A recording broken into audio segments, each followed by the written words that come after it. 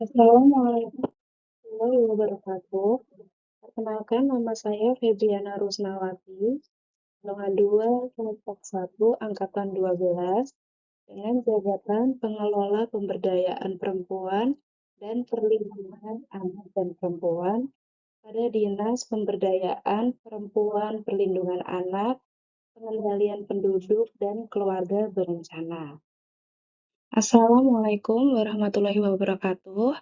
Perkenalkan, nama saya Febriana Rusnawati, golongan 2, kelompok 1, angkatan 12, dengan jabatan Pengelola Pemberdayaan Perempuan, Perlindungan Anak dan Perempuan pada Dinas Pemberdayaan Perempuan, Perlindungan Anak, Pengendalian Penduduk dan Keluarga Berencana.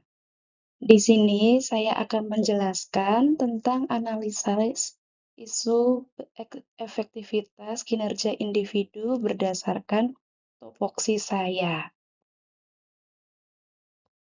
Tugas Jabatan Pelaksana Pengelola Pemberdayaan Perempuan dan Perlindungan Anak yaitu berdasarkan Peraturan Menteri Pendayagunaan Aparatur Negara dan Reformasi Birokrasi Republik Indonesia Nomor 11 Tahun 2024 dan tugasnya adalah melaksanakan kegiatan pengelolaan pemberdayaan perempuan dan perlindungan anak. Berikut adalah uraian tugasnya. Pertama, mengelola penyiapan bahan kerja dan mempelajari pedoman dan petunjuk kerja sesuai dengan prosedur dan ketentuan yang berlaku untuk mengetahui macam, metode, dan teknik dalam pengelolaan data pemberdayaan perempuan dan perlindungan anak. Yang kedua, mengklasifikasikan data pemberdayaan perempuan dan perlindungan anak sesuai jenisnya untuk memudahkan atasan dalam mengambil kebijakan.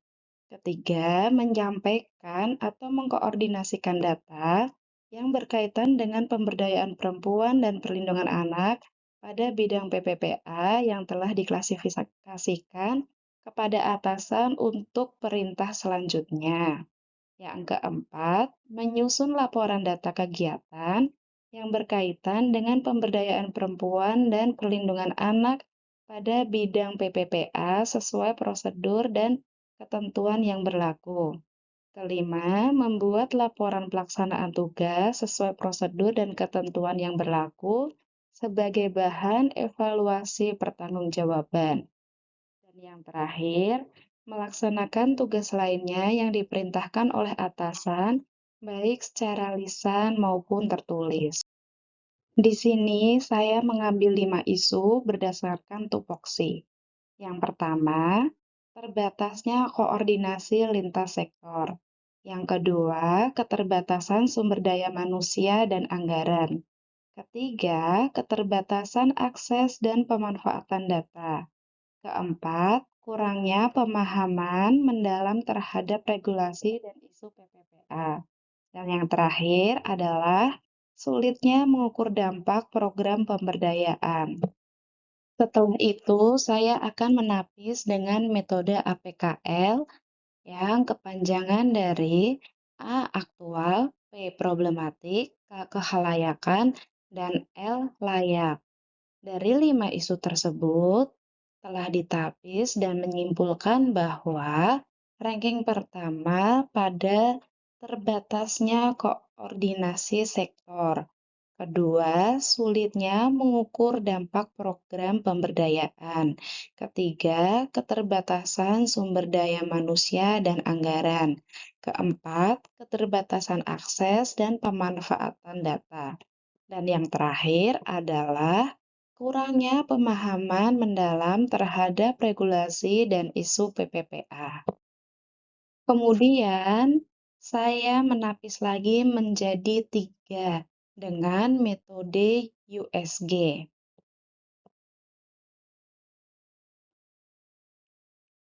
Dan ranking pertama terletak pada terbatasnya koordinasi lintas sektor, kedua keterbatasan sumber daya manusia dan anggaran, dan yang terakhir adalah sulitnya mengukur dampak program pemberdayaan.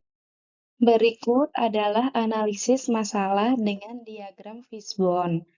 Bisa dilihat bahwa ada beberapa sumber masalah, di antaranya adalah dari atau sumber daya manusia, sarana, metode, dan manajemennya. Dan pada slide berikut, saya akan menjelaskan tentang alternatif yang berdasarkan pada akar masalah atau sumber masalah, yaitu terbatasnya koordinasi lintas sektor. Dan akar masalahnya yaitu tidak adanya penugasan personel khusus untuk bertugas menjembatani antar instansi. Lemahnya inisiatif untuk membangun komunikasi aktif antar lembaga. Tidak ada SOP atau pedoman teknis yang jelas untuk proses koordinasi antar instansi. Kemudian, tidak ada sistem monitoring kolaboratif antar pihak. Kemudian, fasilitas pertemuan terbatas atau tidak bertemu secara rutin. Dan yang terakhir adalah evaluasi program jarang melibatkan semua pihak secara bersama. Kemudian, alternatif pemecahan masalah dari akar masalah tersebut adalah menunjuk atau membentuk tim koordinasi lintas sektor dengan penugasan formal melalui surat tugas atau SK Kepala Dinas. Mendorong budaya kerja kolaboratif melalui pembinaan berkala oleh pimpinan. Kemudian menyusun dan menetapkan SOP atau pedoman teknik koordinasi, termasuk alur komunikasi, pelaporan, dan tanggung jawab. Kemudian membuat sistem monitoring dan evaluasi bersama antar instansi yang terlibat dalam program PPPA. Kemudian, ajukan dukungan Sarpras, ruang rapat atau perangkat IT dalam perencanaan anggaran dinas. Dan yang terakhir adalah libatkan semua stakeholder dalam evaluasi kegiatan lintas sektor dan dokumentasikan hasilnya. Sekian dan terima kasih. Wassalamualaikum warahmatullahi wabarakatuh.